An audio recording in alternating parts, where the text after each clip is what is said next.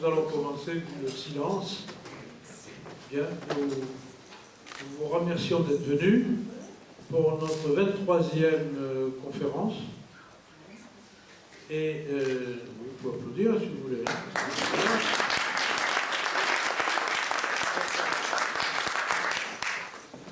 Bien, et donc nous allons parler de deux sujets, un tout petit et un très grand.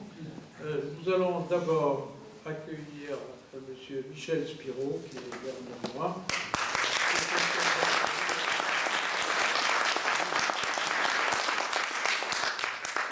C'est exceptionnel que nous parvenions à rencontrer des chercheurs qui ont fait beaucoup de choses. En particulier, M. Spiro a été président du CERN, c'est-à-dire le Centre européen en physique, en recherche nucléaire, et qu'il a participé à la grande aventure de la confirmation du boson de Higgs, dont nous parlerons tout à l'heure. Nous avons eu la chance également, dans le cadre de notre association, d'aller au CERN à Genève, et là nous avons rencontré des chercheurs qui montraient l'avancée de toute de toutes les recherches qui allaient aboutir dans les 2-3 années qui venaient. Alors il se trouve, on peut se demander ce que peut faire le monde des particules, c'est-à-dire l'infiniment petit et l'infiniment grand. Or, en fait, c'est quelque chose de très voisin, puisque lorsque notre association visitait les installations du CERN, notamment les 2 détecteurs CMS et Atlas, il y a eu un chercheur qui nous a dit « Bienvenue aux astronautes, nous travaillons pour vous ». En effet, il faut savoir que lorsque l'on étudie le ciel, il arrive que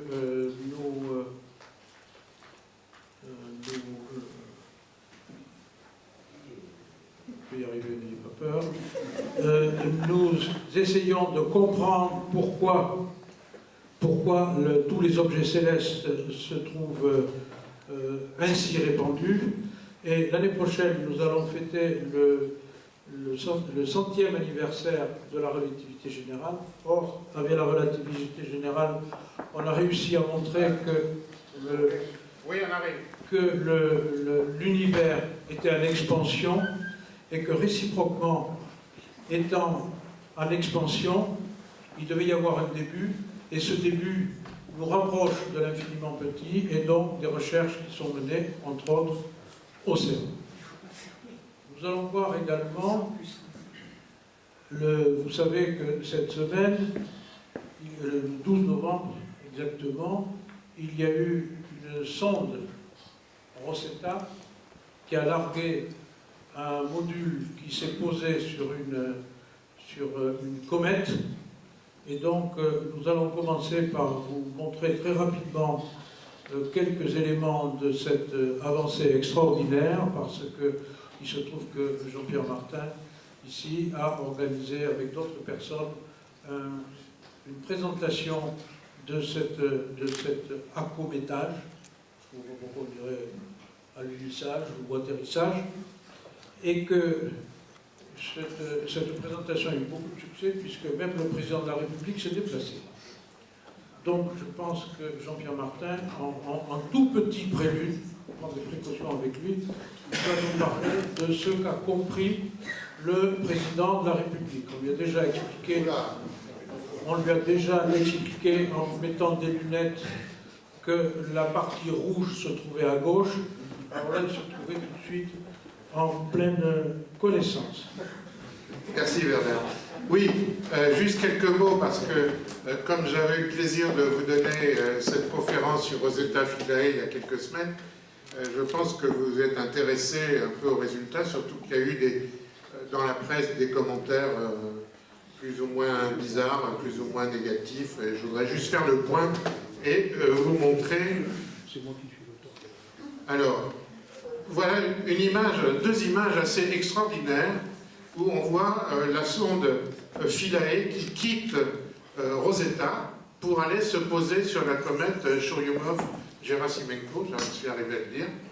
Et l'autre image, c'est la sonde Philae qui prend justement la photo de Rosetta en l'habitant. Je trouve que c'est assez extraordinaire. Alors on voit très bien les trois pieds de la sonde. Ça, c'est une image, justement, pour vous. Non, ça ne s'est pas produit, n'ayez pas peur. C'est pour vous montrer la taille de cette comète. En fait, c'était très petit, hein, 4 km, vous voyez, ça ne couvre même pas tout Paris. Mais c'est notre ami Olivier de Coursac qui a fait cette image. Voilà, alors, si je vous montre juste en détail le système d'atterrissage, c'est parce que, aux 2/3, il n'a pas fonctionné. Hein, quand on a commencé à la Cité des Sciences, d'abord, je m'excuse pour ceux qui étaient dans le hall d'accueil et qui étaient mal placés, mais bon, ça ne dépendait pas de nous.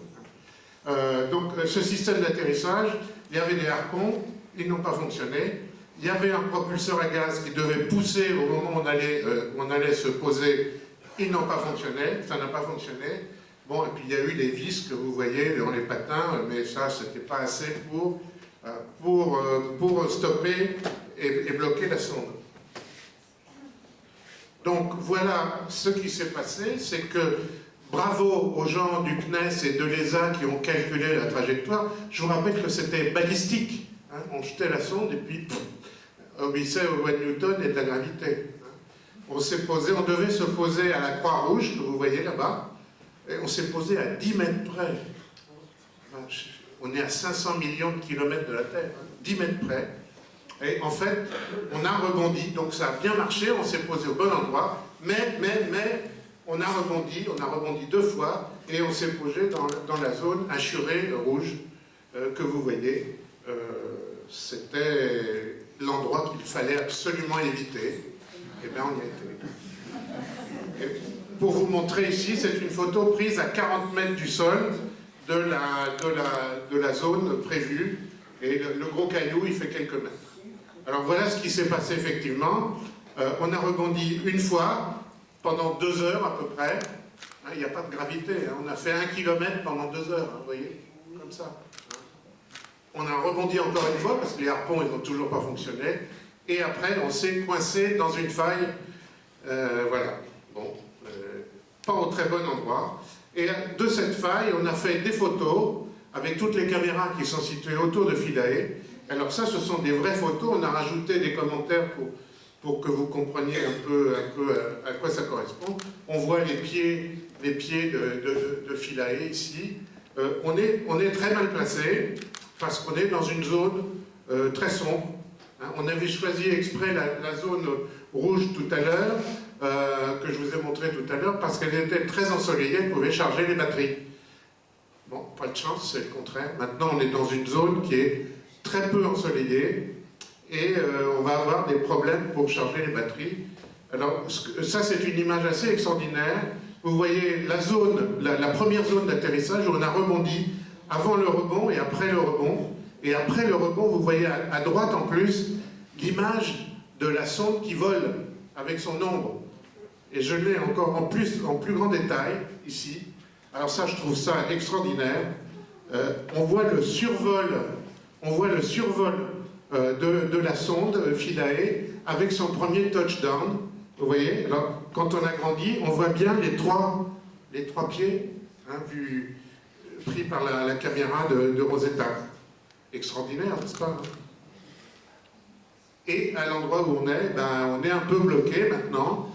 Alors, on a essayé de gagner un peu de luminosité en tournant le corps pour exposer le plus grand panneau solaire au maximum de soleil. Mais quand même, il n'y en a pas beaucoup.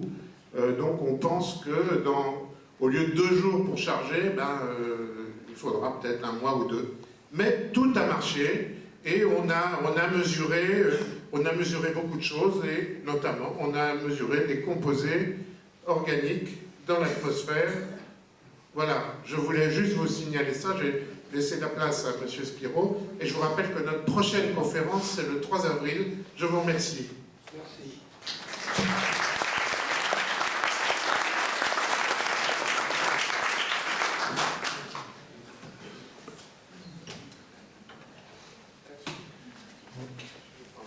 Une photo du public.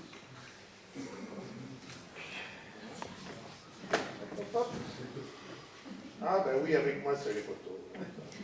Vous savez.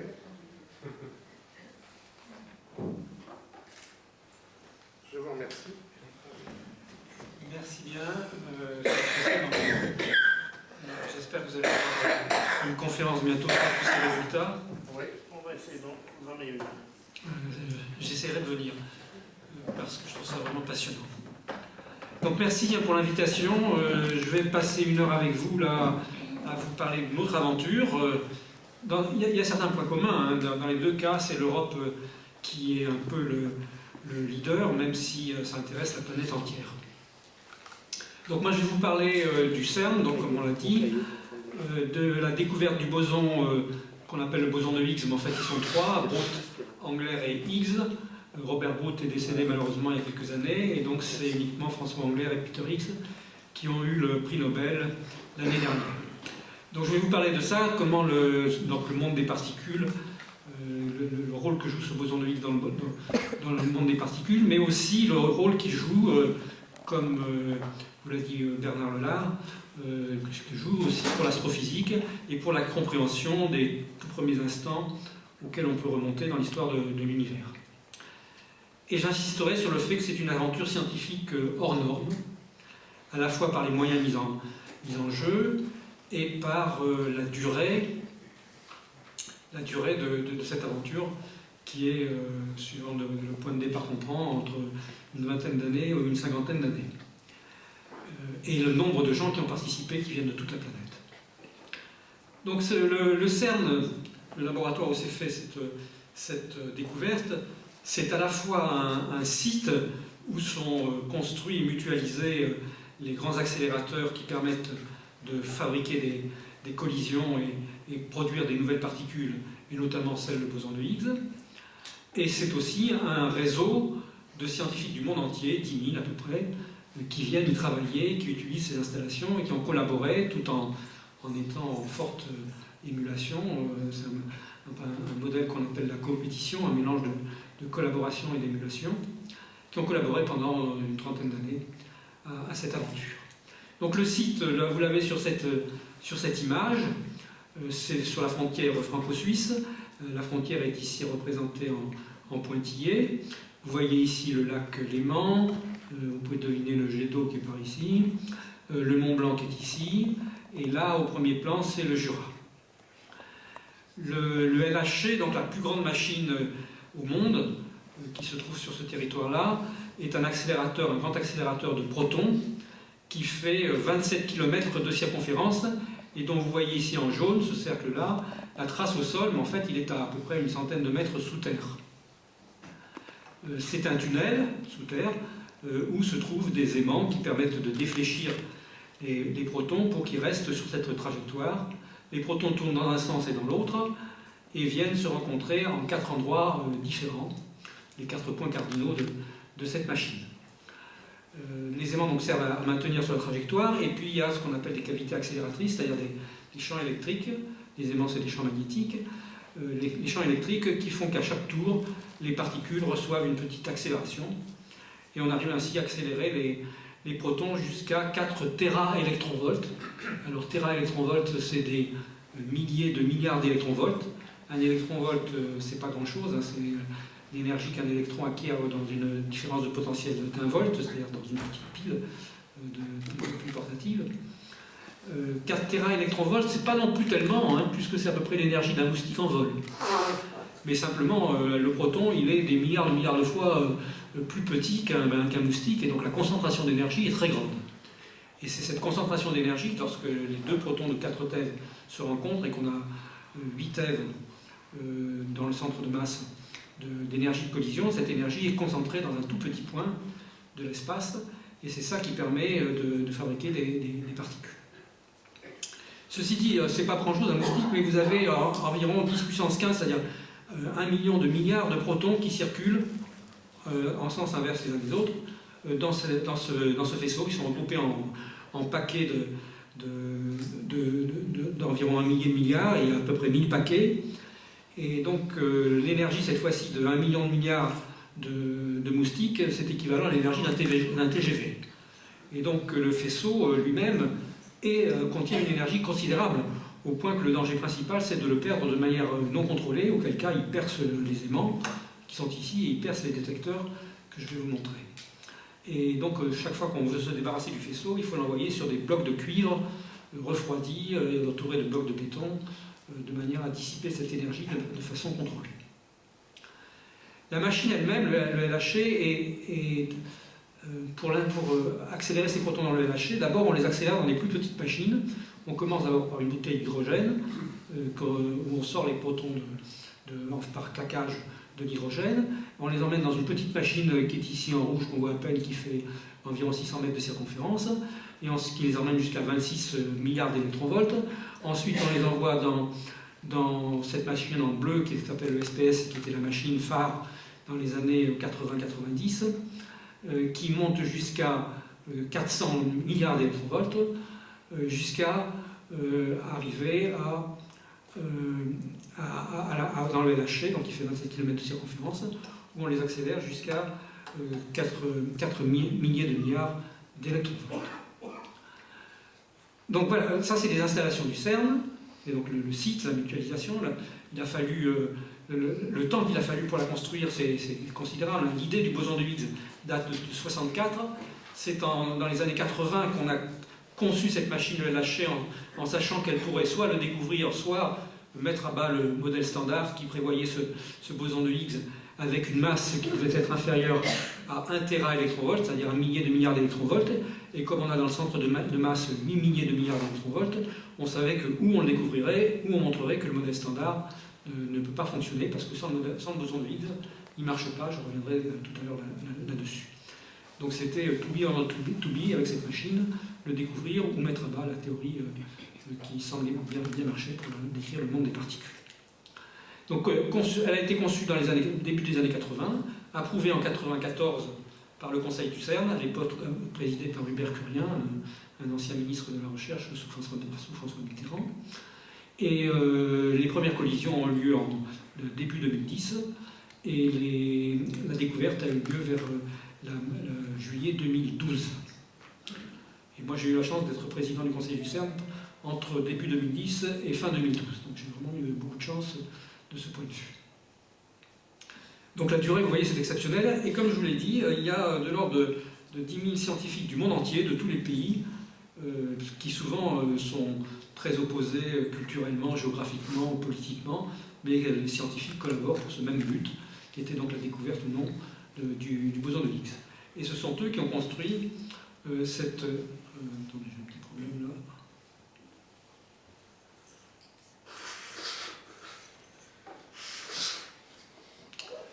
Ça va bloquer mon système. Je retrouve ça. Je le remets, ça va marcher.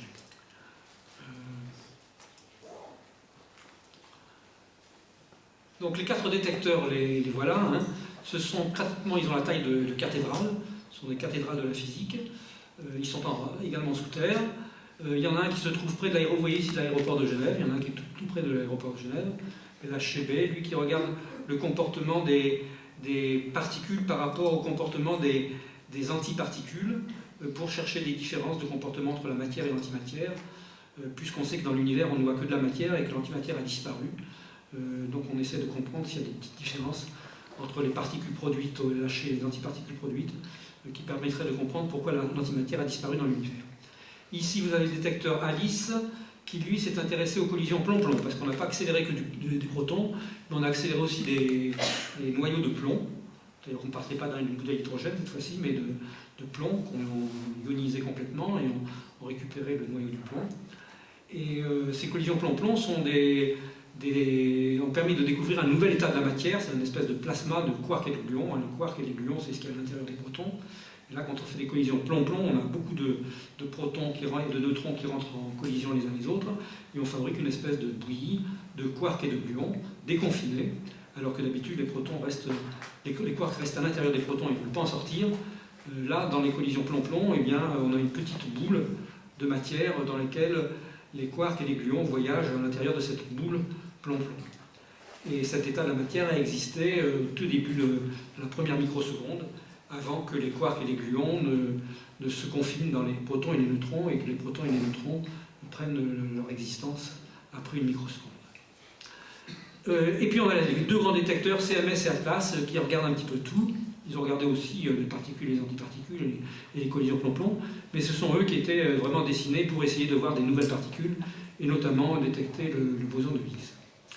Donc les 10 000 chercheurs sont répartis entre ces 4 expériences, et dans un modèle d'autogestion, puisque c'est un modèle assez démocratique, avec un parlement où ils décident collectivement, et là c'est sur la base du but commun que l'exécutif de ces expériences arrive à avoir des consensus sur les décisions à prendre, qui ne sont pas toujours très faciles, parce qu'il y a quand même une compétition entre tous ces gens qui collaborent pour cette découverte.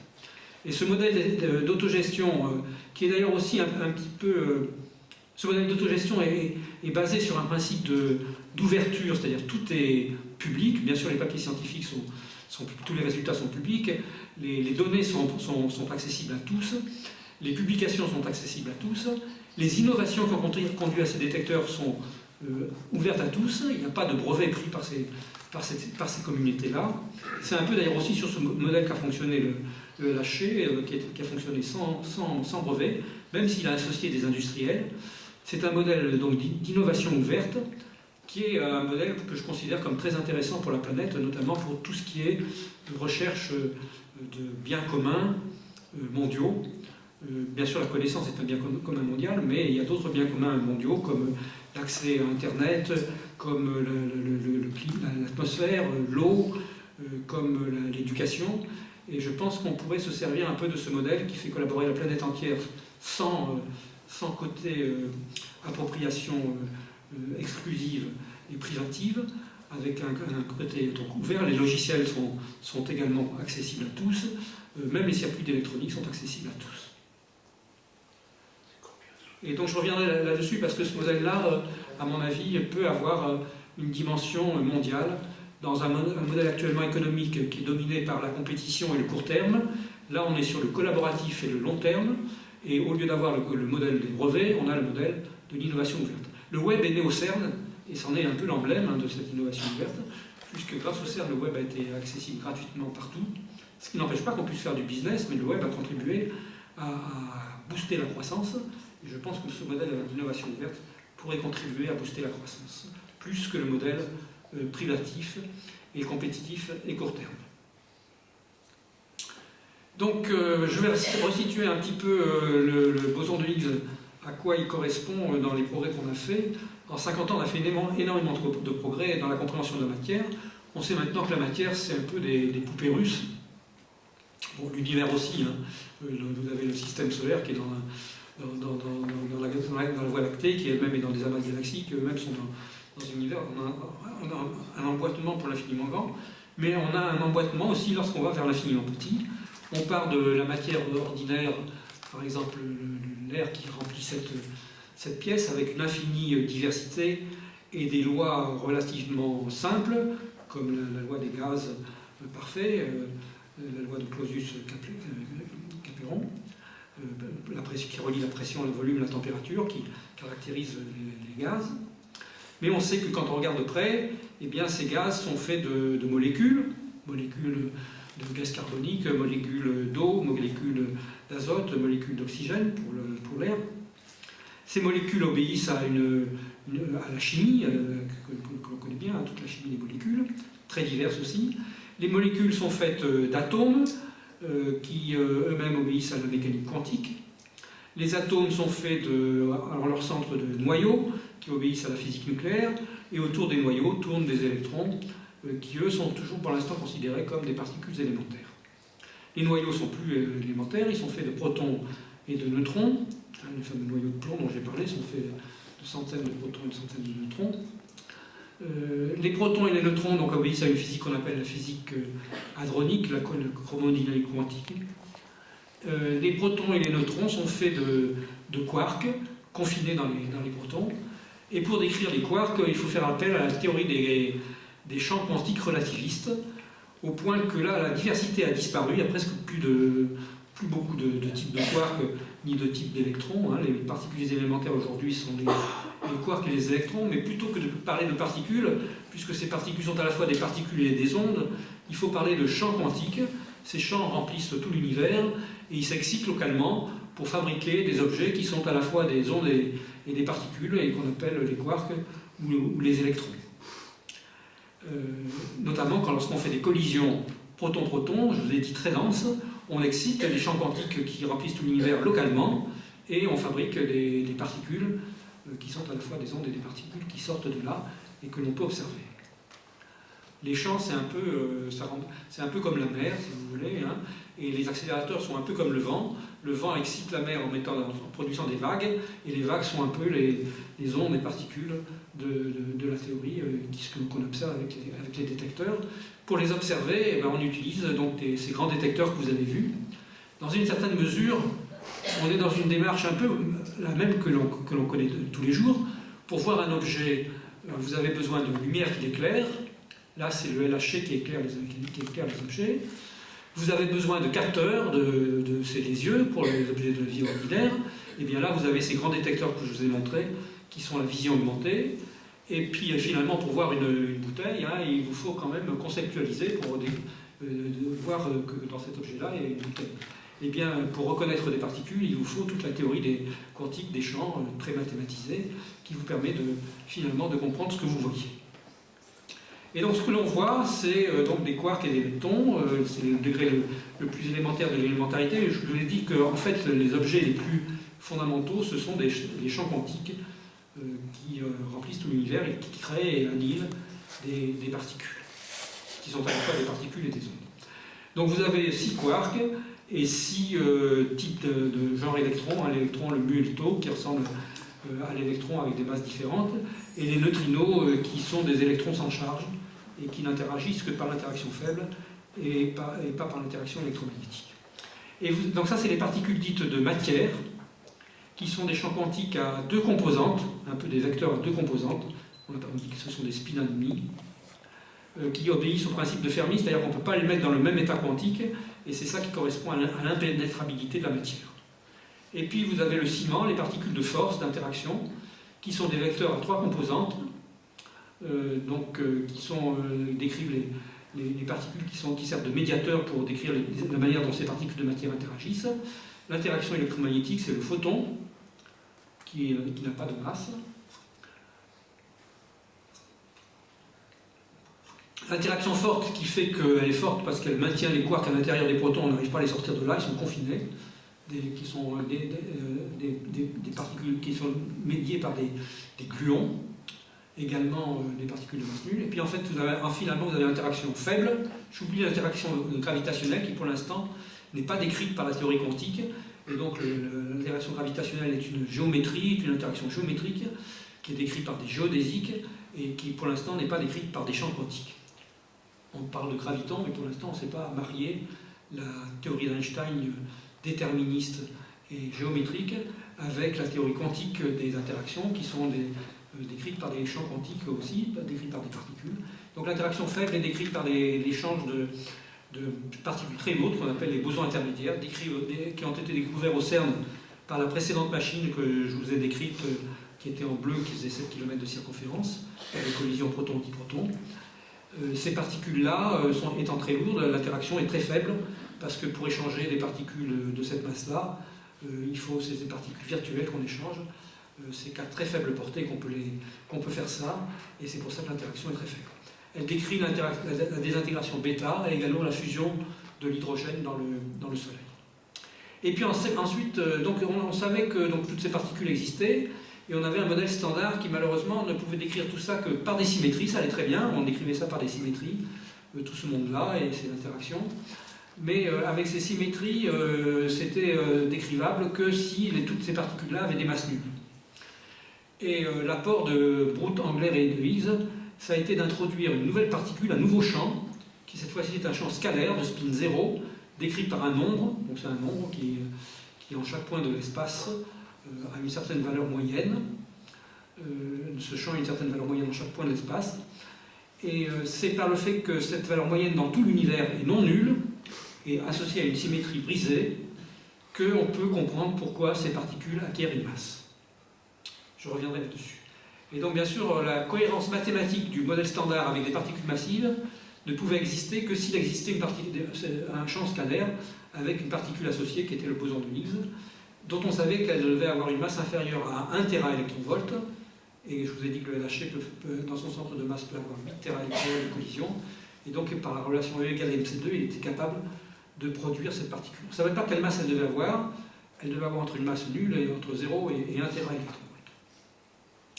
Et donc, bien sûr, rapidement, puisqu'on avait une théorie qui marchait bien, mais dont pour qu'elle rende compte du monde réel massif, il fallait qu'il y ait ce boson de Higgs.